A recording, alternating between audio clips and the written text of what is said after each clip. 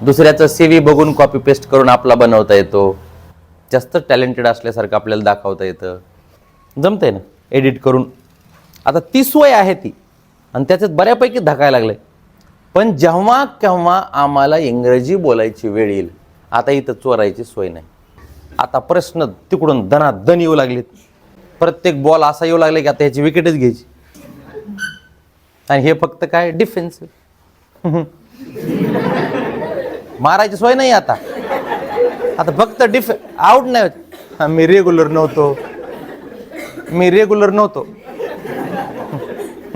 मी गरीब आहे. मला जॉबची गरज आहे.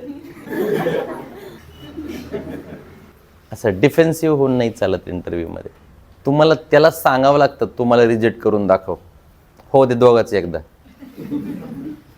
जशी मला चांगल्या जॉबची गरज आहे ना, तस तुला पण एक चांगल्या माणसाची गरज आहे. हे तूही मान्य कर.